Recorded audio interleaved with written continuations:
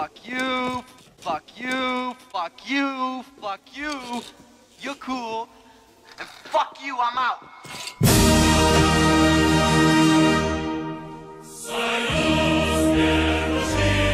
Halo dan salam sejarah. Fritz Kristen lahir pada 29 Juni 1921 di kota Vredenhagen, dan Fritz muda tumbuh di kota itu. Setelah lulus sekolah menengah atas, Fritz bergabung dengan Waffenskohlstaffel, sayap militer Partai Nazi.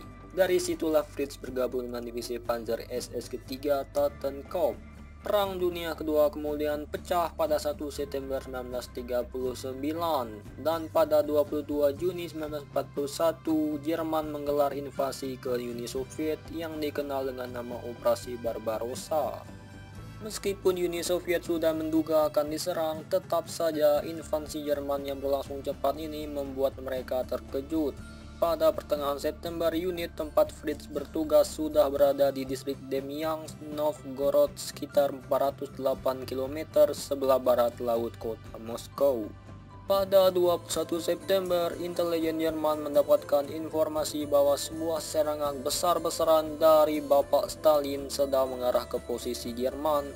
Unit yang akan menghadapi serangan Uni Soviet ini adalah pasukan Fritz Kristen. Mereka kemudian menggali parit-parit pertahanan dan menempatkan meriam anti-tank di hutan-hutan luar desa Luzhno dan menanti datangnya serangan Uni Soviet. Serangan itu terjadi pada 24 September pagi. Cuaca dingin Uni Soviet yang menggigit ternyata lebih membuat para prajurit Jerman ketakutan. Kemudian mereka melihat barisan tank kelas menengah T-34 bergerak ke arah parit-parit mereka. Sementara di belakangnya ribuan pasukan infanteri bergerak untuk membersihkan apa yang tak bisa dihancurkan tank 34. Sebelum matahari benar-benar terbit, barisan tank Soviet itu mulai menghujani pelurunya.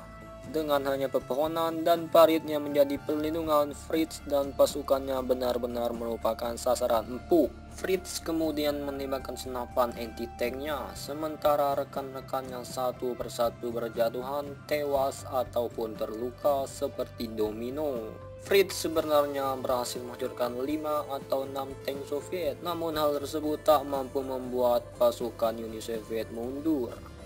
Fritz kemudian memanggil nama rekan-rekannya, tetapi tak ada satupun yang menjawab. Saat dia sadar semua rekannya sudah benar-benar tewas, Fritz kemudian menggali parit di sekitar senapan mesinnya.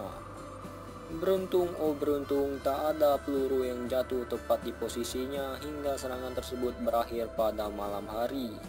Serpihan pohon dan logam berserakan di sekitar dia, sementara rekan-rekannya yang sudah tewas juga bergelimpangan di sana. Fritz pun tetap dalam posisi tiarap. Saat tembakan sudah berhenti, pria itu akhirnya bisa bernapas lega. Namun, Fritz salah sangka, semuanya belum berakhir. Dia kemudian mendengar derap langkah kaki menuju arahnya. Mereka adalah pasukan infanteri Uni Soviet. Tak punya pilihan lain, Fritz pun melepaskan tembakan. Di luar dugaan, pasukan infanteri Soviet itu mundur. Mungkin mereka mengira banyak pasukan Jerman di tempat itu. Saat hari mulai gelap, Fritz menanti serangan berikutnya, tetapi tak ada lagi gerak maju pasukan Uni Soviet. Dia kemudian menggunakan waktu ini untuk mengumpulkan amunisi yang tercecer dan menumpukannya di parit persembunyian. Pada hari berikutnya, sejumlah tank Soviet melepaskan tembakan. Fritz balas menembak dan melumpuhkan 7 tank dan membuat sisanya mundur. Sepanjang siang hari memang tak ada suara tembakan di hutan itu, tetapi tembak-menembak kembali berlangsung di malam hari. Alhasil Fritz pun harus pontang-panting ke beberapa posisi untuk mengoperasikan berbagai jenis senapan yang tersisa. Suatu saat Fritz berhasil membongkar senapan anti-tanknya. Dia kemudian menyeret senjata berat itu beberapa meter dan mengganjalnya dengan kayu, lalu menembaki tank yang datang. Dia harus melakukan itu hingga hari berikutnya, meski di tengah rasa lapar dan haus serta dinginnya cuaca di Uni Soviet. Pada 27 Desember, Fritz tahu dia tak mungkin lagi bertahan. Amunisinya sudah habis, yang tersisa hanyalah sepucuk pistol yang diambilnya dari jenazah seorang pria. Sepanjang pagi suasana tenang dan tak ada suara tembakan. Namun semua itu berubah di tengah hari ketika pasukan yang lebih besar bergerak menuju ke arahnya. Fritz mempersiapkan diri dan berusaha menyisakan peluru terakhir untuk dirinya sendiri. Lalu saat pasukan itu mendekat, Fritz mendengar mereka berbicara dalam bahasa Jerman. Setelah 3 hari menghadapi gelombang serang pasukan Uni Soviet tanpa makan dan air, Fritz sendiri sukses menewaskan lebih dari 100 prajurit Soviet dan menghancurkan 13 tank. Aksi Fritz ini terdengar oleh Hitler dan membuatnya sangat kagum. Alhasil, Fritz mendapatkan medali Knight Cross of the Iron Cross, penghargaan militer tertinggi di Jerman pada 21 Oktober 1941.